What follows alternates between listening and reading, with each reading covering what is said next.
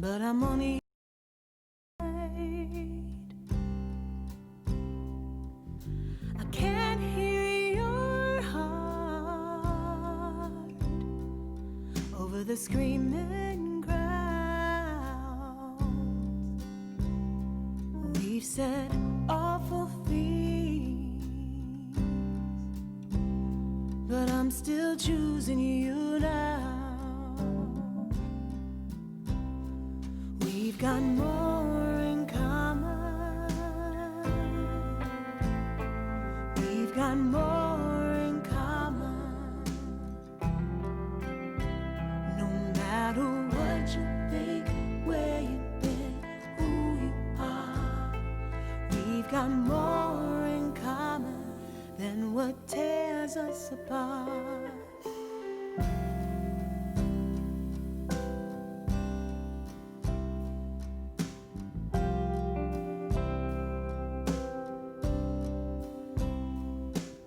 Second chances,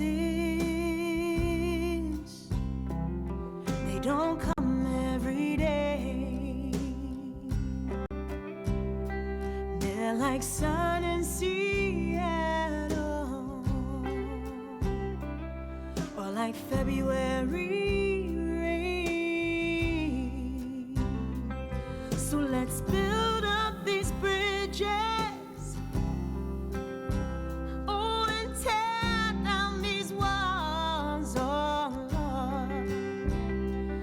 Let's give love when we need it and be ready to receive it, 'cause love is binding us all. We've got more in common. We've got more in common. No matter what you think, where you've been, who you are, we've got more in common than what tears us apart. Na na na, na na na na na.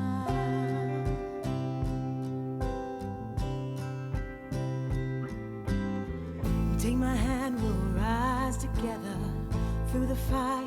You are my brother. The more we seek, the more we find it. More in common. Take my hand, we'll rise together through the fire. You are my brother. The more we seek, the more we find it. More in common. Take my hand, we'll rise together through the fire. You are my brother. The more we seek, the more we find it. More in common. We've got more in common. We've got more in common. No matter what you think, where you've been, who you are, we've got more in common than what tears us apart. Na na na, na na na na na. Na na na, na na na na na. Na na na, na na na na.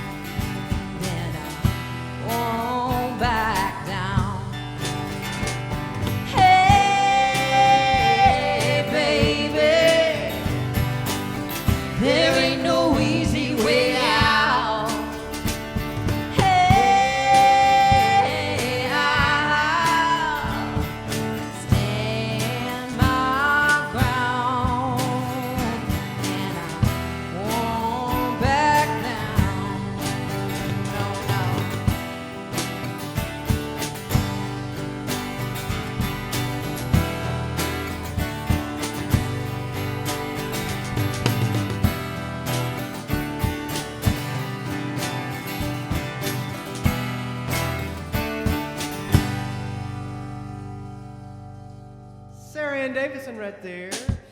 How are you, Sarah? I'm good. That's the first song we ever played with you. It is. It sure was. We were when we were trying to figure out who Sarah Ann Davison exactly was. We went internet sleuthing, and we found this great video of her out there singing this song with a band, and here we are. Great song, Sarah. Here great we are cover. again. Great cover. Also with us today, Mr. Andy Stuckey has taken the bass chair behind us today. Hey, Andy.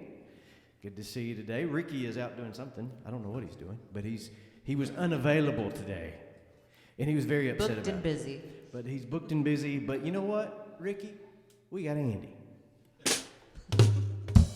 And we're glad Andy's here. It's the first time we've been able to play with Andy in months and months. So glad you're here. If we have a few technical problems today, it's not on our end. It's probably not on your end. The weather outside is causing internet connection to be a little sketchy in places. But it's all good.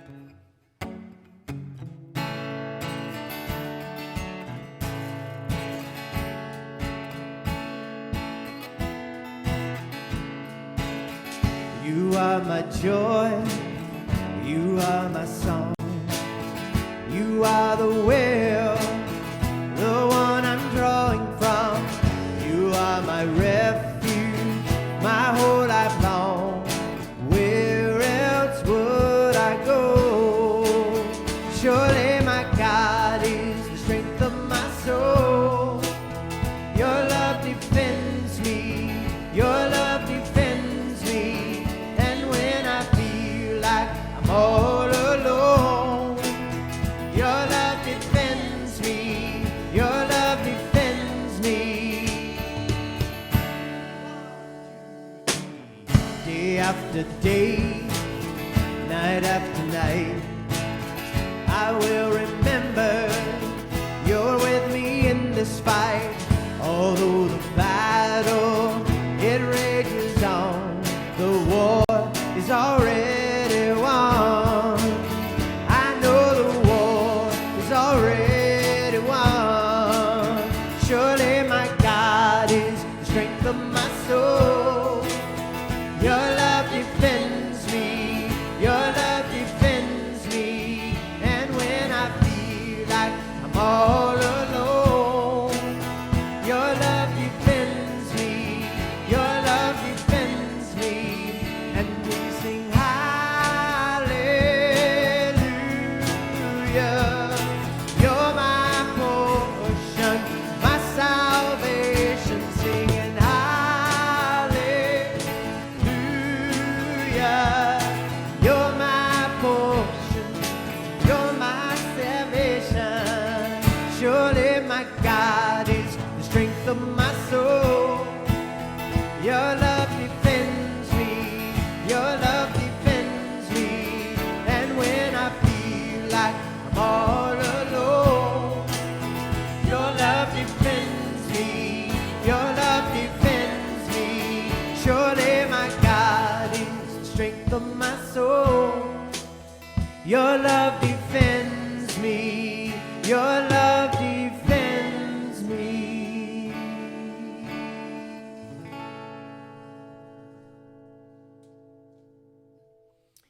So the other night we were on the beach, a few of us, for a quarantine-ish baptism for Miss Tina Patel, Dr. Patel. She's on her way north, taking a job up in New York, and we wish her all the best. And a very long faith journey for her, and we were happy to do that baptism. And Sarah sang this song, Sitting by the Sea, and I asked her to bring it today. It's a song called Oceans. And she's gonna bring Thanks, it Tim. today. Can we get more Tim Cam, please? Yeah, more Tim Cam. More Tim Cam. Tim says, you got to take that camera off of me because it makes me look like a fool because the sound and the beat don't match. And I said, are you kidding me? The offerings are out the roof since the Tim Cam started. More Tim Cam.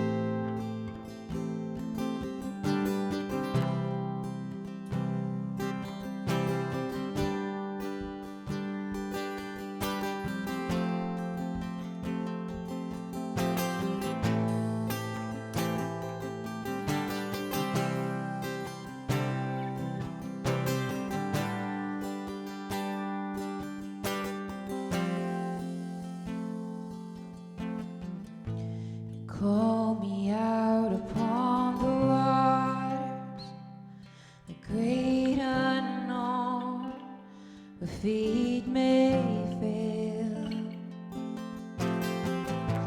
and there I find you in the mystery, in oceans deep, my faith will stand, and I will call upon your name, and keep my eyes above the waves. When oceans rise, my soul will rest in your embrace, for I am yours, and you are mine.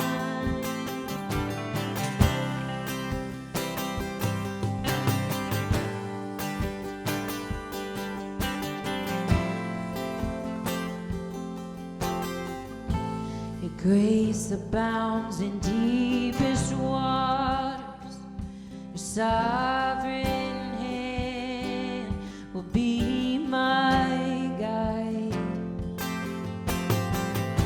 Where feet may fail and fear surrounds me, you've never failed, and you won't start now. And I will call upon your name, and keep my eyes above the waves. When the oceans rise, my soul will rest in your embrace, for I am yours, and you are mine. Oh.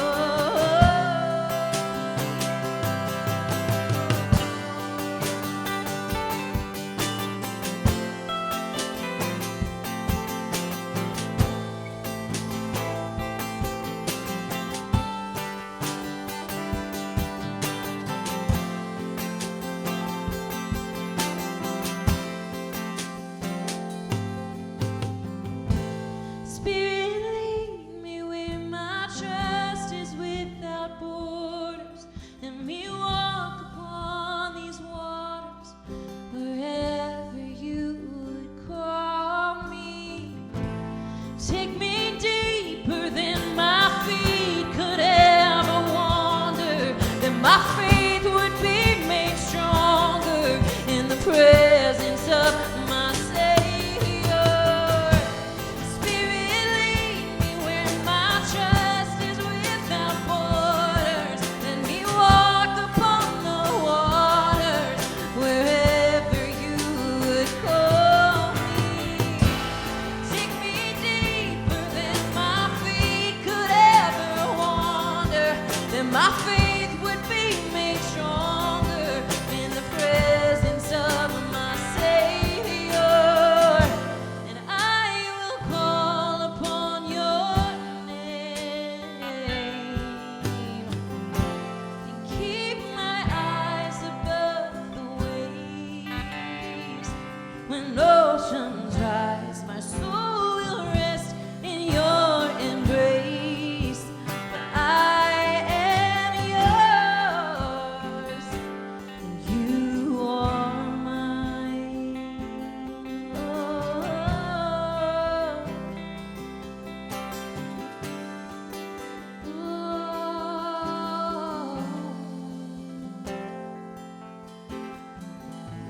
You call me out upon the waters, the great unknown, where feet may fail. Fantastic. She's fussed all morning that song was in the wrong key, but that was perfect. And and the transitions were perfect. See, all this anxiety for nothing. It all comes. Fantastic. Fantastic, fantastic. Thank you, sir. Y'all should have heard it by the sea. It was great. Sorry about that. Not wearing shoes to church. I can't work my pedals over here, you know.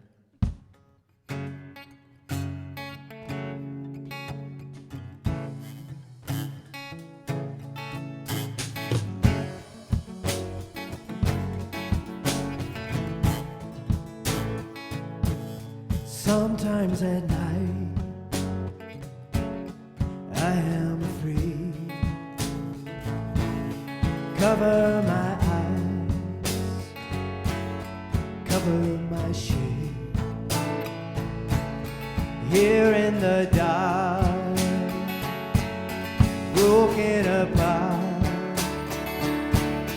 come with your light, fill up my heart.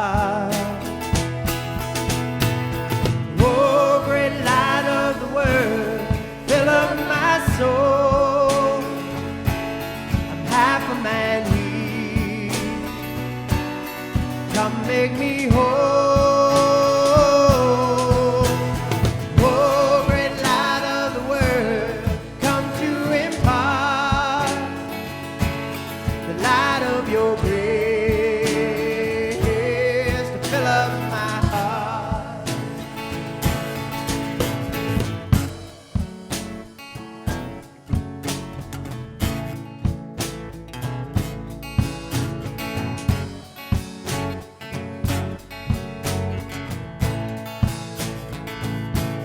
The wind of this world can push us around, holding us up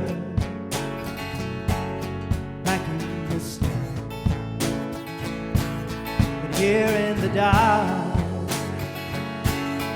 I'm not alone. Come with your strength, carry me home. Oh, great light of the world, fill up my soul. I'm half a man here, come make me whole. Oh, great light of the world, come to impart the light of your grace. Oh, great light of the world, fill up my soul. I'm half a man here, come make me whole. Oh, great light of the world, come to impart the light of your grace to fill up my heart. The light of your grace to fill up my heart. And about forward with our reading this morning from 1 Corinthians chapter 13. Maybe we are running out of film choices on Netflix, but to quote, not from Plato, but Olaf the Snowman in Frozen 2, he says, "I have thought of one thing that is permanent, and that is love." Paul describes what love actually looks like in a very concrete way in 1 Corinthians 13. And reading this, we can't help but say in this time, God help me live out this love, which Paul calls the most excellent way. If I speak in the tongues of men or of angels, but do not have love, I'm only a resounding gong or a clanging cymbal. If I have the gift of prophecy and can fathom all mysteries and all knowledge, and if I have a faith that can move mountains, but do not have love, I am nothing. If I give all I possess to the poor and give over my body to hardship that I may boast, but do not have love, I gain nothing. Love is patient, love is kind. It does not envy, it does not boast, it is not proud. It does not dishonor others. It is not self-seeking. It is not easily angered. It keeps no record of wrongs. Love does not delight in evil, but rejoices with the truth. It always protects, always trusts, always hopes, always perseveres. Love never fails. But where there are prophecies, they will cease. Where there are tongues, they will be stilled. Where there is knowledge, it will pass away. For we know in part, and we prophesy in part. but when completeness comes, what is in part disappears. When I was a child, I talked like a child, I thought like a child, I reasoned like a child. When I became a man, I put the ways of childhood behind me. For now we see only a reflection as in a mirror. Then we shall see face to face. Now I know in part, then I shall know fully, even as I am fully known. But now these three remain, faith, hope, and love. But the greatest of these is love. And God's love be with us all.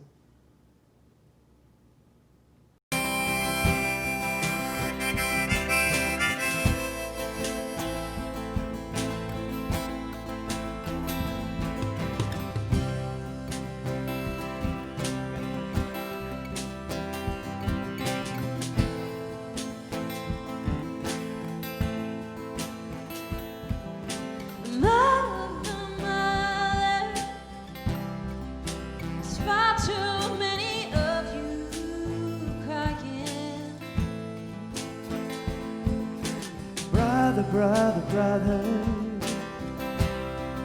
there's far too many of you dying.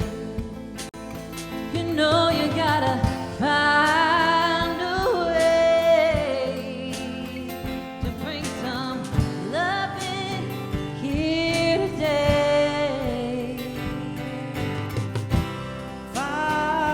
Father, we don't need to escalate.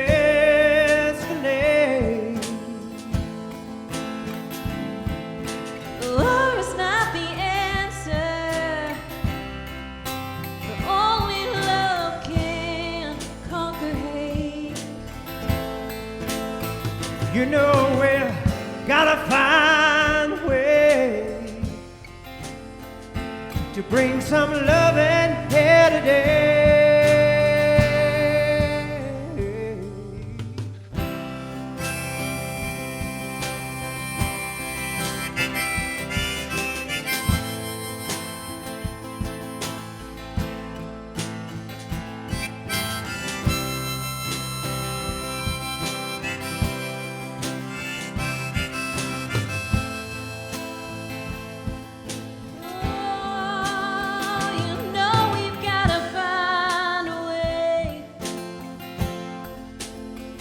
To bring some love in here today. Picket lines and picket signs punish me with brutality. Talk to me so you can say what's going on. What's going on? What's going on? What's going on?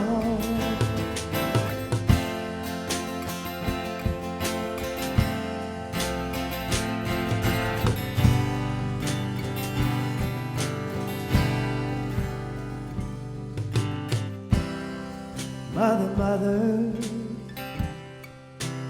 everybody thinks we're wrong. Who are they to judge us just because our hair is long? You know we've gotta find a way to bring some loving here today. Oh, what's going on? What's going on? What's going on? What's going on? Tell me now, what's going on? What's going on? What's going on? What's going on?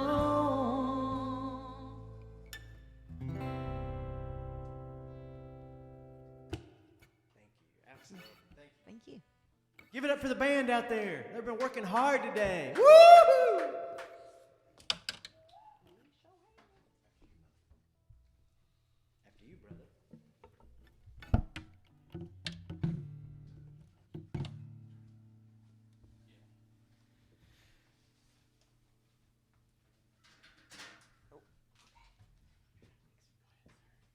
Garrett, did I send you those pictures? I did not. Okay, so we're stuck without those pictures. So, a lot going on this morning. I'll have to. It's been a crazy week. I'll have to tell you about my week sometime, but not today. I do feel a little bit like David Letterman this morning. You know how he used to have this top 10 list on his show? And I love those things. They're always quick and clever and fun. And I have a few top 5 lists today. And these are all about love. So, are you ready? Here we go. First, according to Billboard magazine, here are the top 5 love songs of all time, and this is based on record sales, airplay, and now, of course, downloads. So, a couple surprises in the top 5 love songs of all time. Number 5, Silly Love Songs by Paul McCartney. Bobby, you've done all kinds of radio promotion and stuff. Does that surprise you? No, that doesn't surprise you? All right. Paul McCartney and Wings with number 5. Number 4, How Deep Is Your Love by the Bee Gees. That one doesn't surprise me. That one played all the time. Number 3, We Found Love by Rihanna. So a little modern, contemporary music. It's not a bad song at all. I'll Make Love to You by Boyz II Men is number 2. Oh, yeah. Y'all didn't hear it. Garrett said, oh, yeah. And then number 1, the number 1 love song of all time, and you're out there right now wondering, guessing, and Googling, Endless Love by Diana Ross and Lionel Richie. The technical staff in the room are gritting and grinding their teeth right now. And now, according to Writer's Digest, here are the top 5 love poems of all time. Music and poetry, they always go together. Number 5, Love Sonnet number 11 by Pablo Neruda. I knew the rest of these on this list, but I did not know that one. So I went and read it. Woo! And it is a scorcher. I'll leave it for you to read on your own. Number 4, I Carry Your Heart With Me by E.E. Cummings. If you paid attention in literature class in high school, you should have gotten that one. That's a masterpiece. Number 3, Sonnet 116 by William Shakespeare. Of course, Shakespeare has to make the list. It has that great line about love alters not with its brief hours and weeks, but bears it out, even to the edge of doom. Number 2, William Butler Yeats, When You Are Old. It gets better with age and with time as he intended it to. So we'll go read that one. And number 1 on the list of the greatest love poems of all time, How Do I Love Thee by Elizabeth Barrett Browning, also known as Sonnet 43. How do I love thee? Let me count the ways. I love thee to the depth and breadth and height my soul can reach when feeling out of sight. I love thee with the breath, smiles, tears of all my life, and if God choose, I shall love thee better after death. I'd like to send that one out to Terry and Diane Olive, who are celebrating 62 years of wedded bliss and happiness, and the last few haven't been that bad either, he said. So, 62 years this week. And lastly, the top 5 quotes about love as voted on by all the book readers at Goodreads. So this is based purely on popularity. People read something and post something and like something. All right, number 5.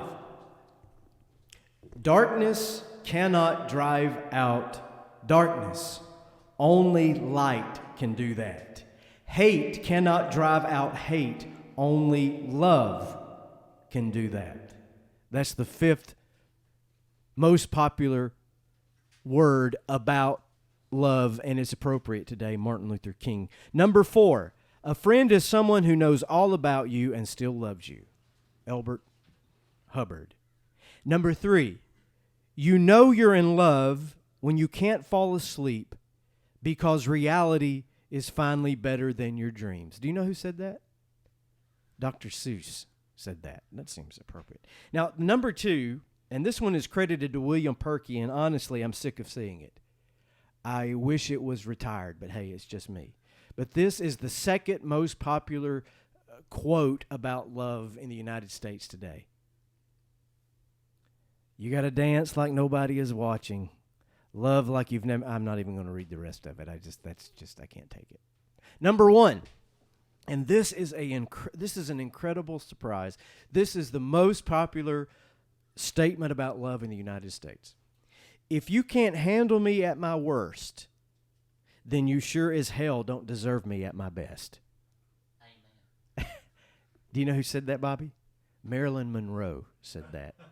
Marilyn Monroe, and it's the most popular statement on love today. So some of you right now are checking the calendar to see if you missed Valentine's Day. Why all this talk about love this morning?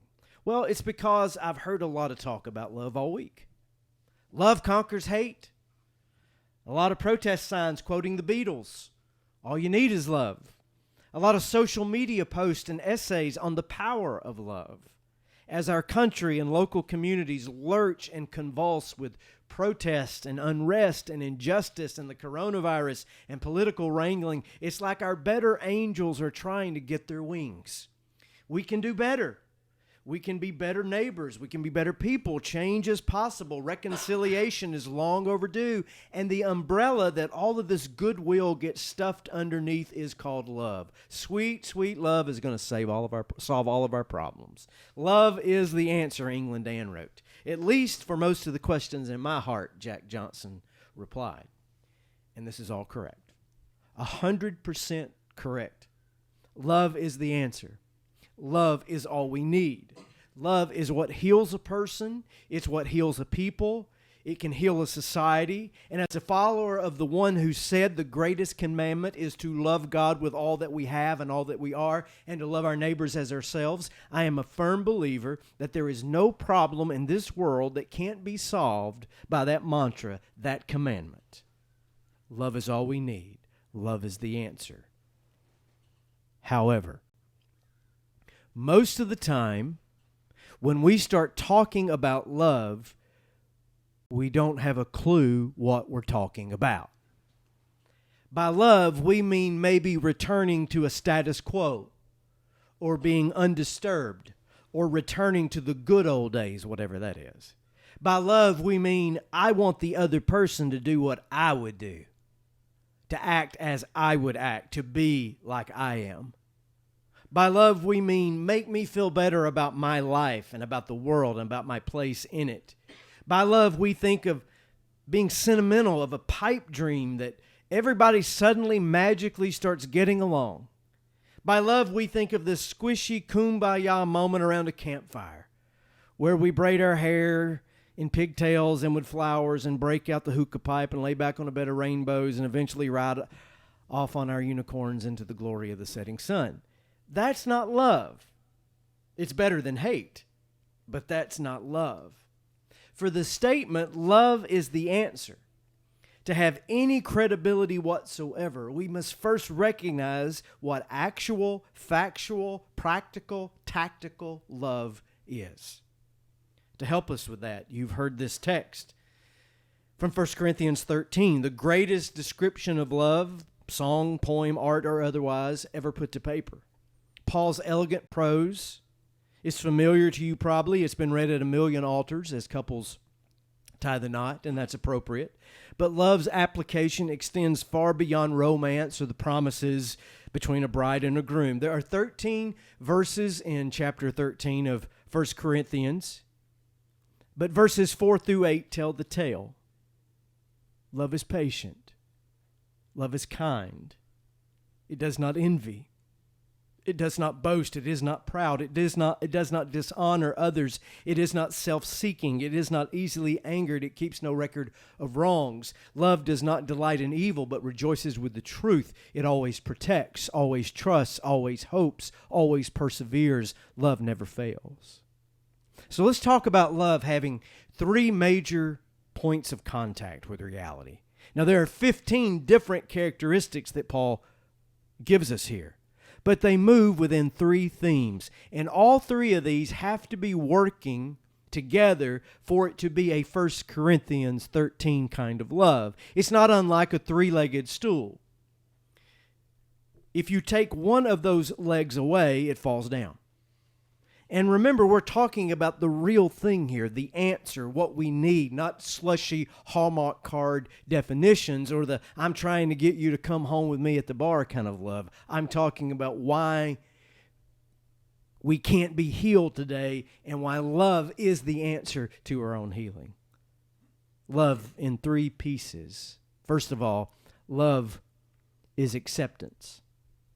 It is acceptance of the other, the white other, the black other, the gay other, the straight other, the citizen, the immigrant, the man, the woman, the Democrat, the Republican, the Baptist, the Catholic, the English speaker, the Chinese speaker, the country music listener, and the hip-hop hipster. Love begins with acceptance. I look at a person and receive them as a human being, crowned with dignity, with inherent worth as a child of God.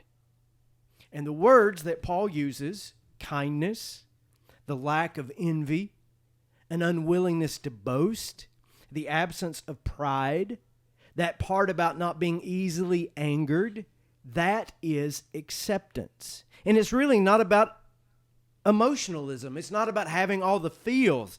It is an attitude. It is a stance that we take toward others.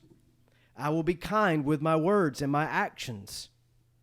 I will not try to take what belongs to others and make it mine. I will keep my cool when those inevitable moments come that I will be offended. I affirm and I accept you as a person. This destroys the social media business model, I know. But here it is. Love begins with acceptance. Second, love is justice. That wild man Cornel West coined the phrase, never forget that justice is what love looks like in public.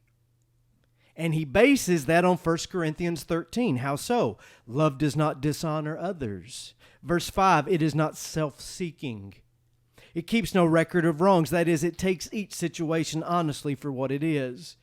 Verse 6, love does not delight in evil, but rejoices with the truth. Love always protects. Now we start talking about justice, and some people immediately think punishment, righteous retribution. That's what we need. But that's not what we need, because that's not justice. Justice is not vengeance. Ultimately, justice is an act of reconciliation. We are real good at punishing others. It takes no love whatsoever to punish someone. Justice, fixing what is wrong, honoring, protecting others while seeking and living in the truth. Brothers and sisters, that ain't easy, but that's what love is. And third, love is perseverance. Paul says, love is patient. It is trusting. The word that he uses here means steadiness. It hopes, it perseveres, it never fails. It doesn't give up when the days are dark. It doesn't quit because things don't go right for a week or 2 weeks or a month or a century. It stays on the job. It stays there with a view of accepting others and committing to working for justice. This is that three-legged stool: acceptance, justice, perseverance. Take any one of these away and the whole thing will fall down. You're dealing then with something that is less than love, because love that only accepts has no power against evil and what is wrong in the world. Love that only seeks justice becomes angry and vengeful. Love that doesn't persevere until the work is done is simply a sentimental idea. You have to have all three of these working together. Now, to the issue at hand. What does love look like in the summer of 2020 in the United States of America? If we had another summer of love, what would that mean today? Acceptance. That Hispanic man working in your neighborhood who's pouring concrete, cutting the grass, he is a human being made in the image of God. Begin there before you start judging him on the basis of his citizenship. That black woman protesting in the streets for fear of her son's safety, she has had a different life experience than yours, a different history, a different view of the world. Accept and understand that before you cast judgment on the credibility of her message. That police officer doing his best in impossible times.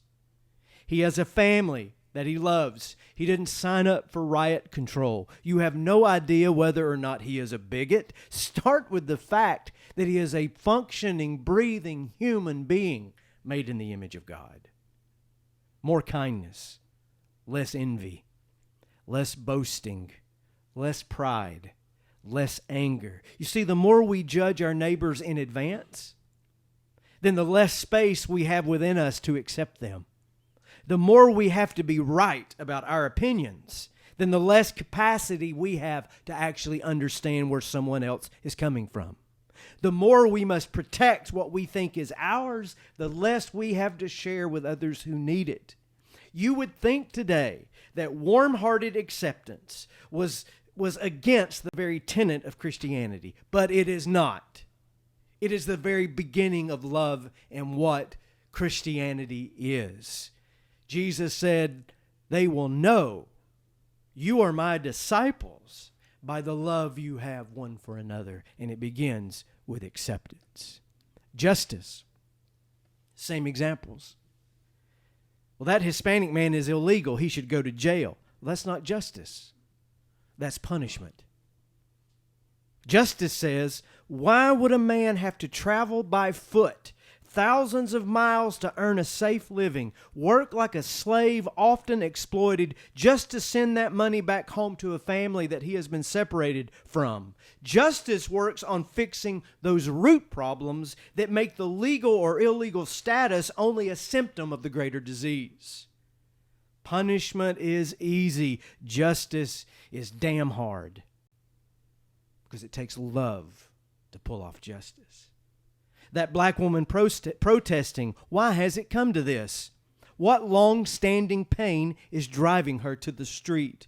That police officer who is a bigot and who is abusive, who is a stain on every good law enforcement officer and public servant in the land, how does he keep getting hired? Reinforcing polarization is easy. Locking people up is easy. Sniping on social media is easy. Justice is a work of love, and it is hard. Because love does not dishonor others. Love is not self-seeking. Love keeps no record of wrongs. Love does not delight in evil, but rejoices with the truth. Love protects. I'll keep going. Loving justice means rioters and looters should be arrested to protect the greater community. It means abusive police officers should be arrested for the same reasons. It means peaceful protesters should be allowed their voice and their time, because only protest changes an unjust system. My God, we are Protestants. We would not exist today outside the Catholic Church if we hadn't at some point through wild and crazy continent-wide protest for the sake of our faith. Justice means we honor others in the struggle. We sacrifice. We are quick to forgive and to restore. We call evil evil and joyfully do what? Right. Always. To the end, no matter what. And naturally, that brings us to that third and final thing again. Acceptance and justice don't magically materialize in a moment or even a year or a decade. It takes perseverance. If you are a peaceful protester on the side of acceptance and justice, you stay at it. If you are a police officer serving and protecting with fairness and ethics, you keep your hand on that plow and don't quit, because we need good people like you. If you, in your place of business or where you work, it is your responsibility to keep the powers that be's feet to the fire of acceptance and justice, you keep on keeping on. Keep teaching your children to love. Keep peacefully challenging those who do not. It's not love if we don't die with our boots on trying to finish the good work that God has given us to do, to our last breath, to the very end. So a final living, breathing, beautiful example of what could be used in our own country.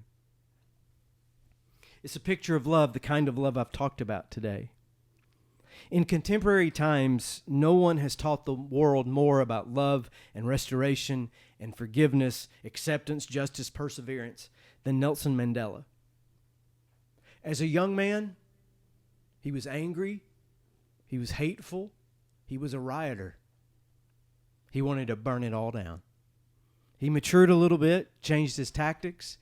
He still got him in trouble. For resisting South African apartheid, he was sentenced to 30 years in prison. 30 years in prison. He came out as an old man and was summarily elected president of the country as the apartheid fell apart. And a changed man with this moral and ethical and spiritual center about him, he sought to guide his country through reconciliation, not punishment, reconciliation. He and Bishop Desmond Tutu established the Truth and Reconciliation Commission.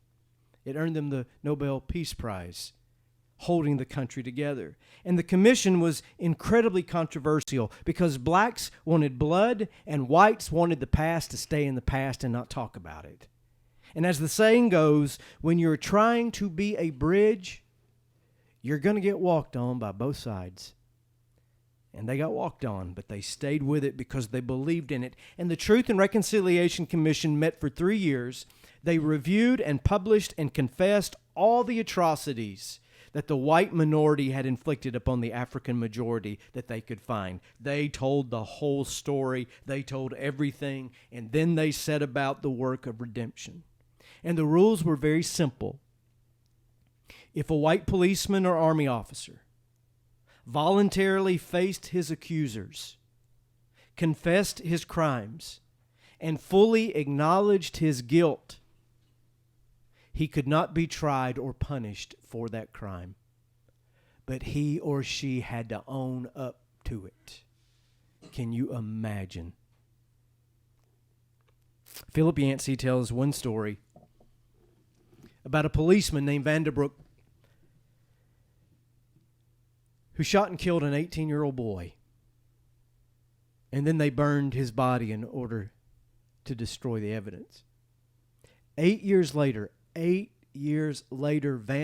returned to that same family and sees the boy's father and the boy's mother and this man's wife watched as they tied this man to a brush pile, doused him with gasoline, and burned him to death. And here sat Vanderbroek on the witness stand, confessing his sins, facing his accusers.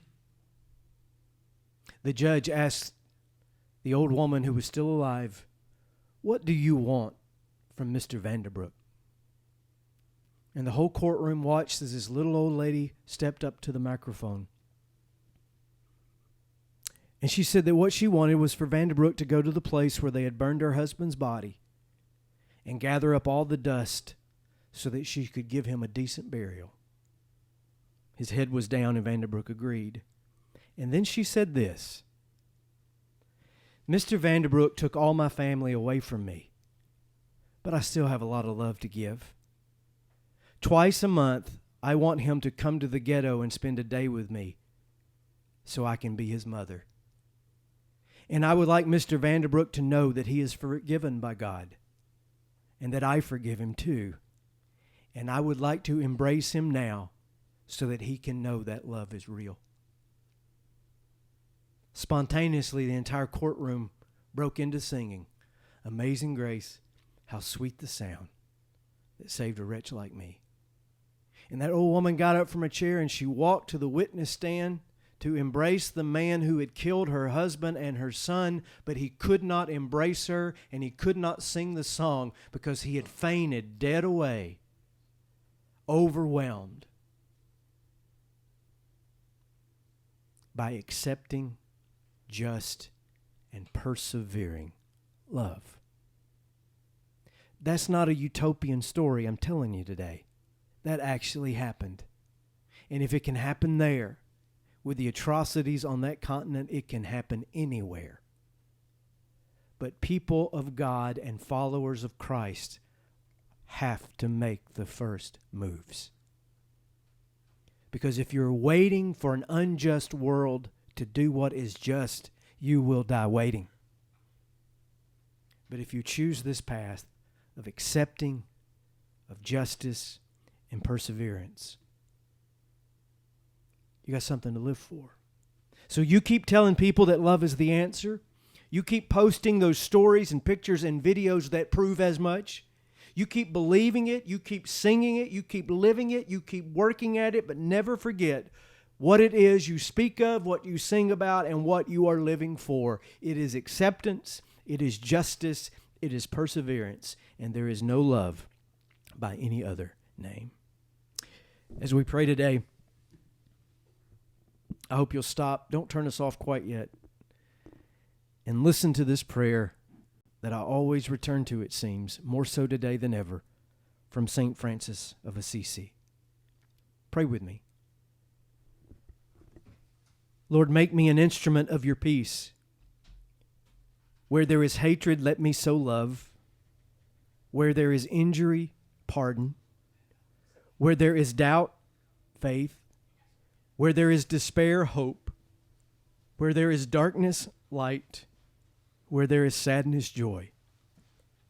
O divine Master, grant that I may not so much seek to be consoled as to console, to be understood as to understand, to be loved as to love.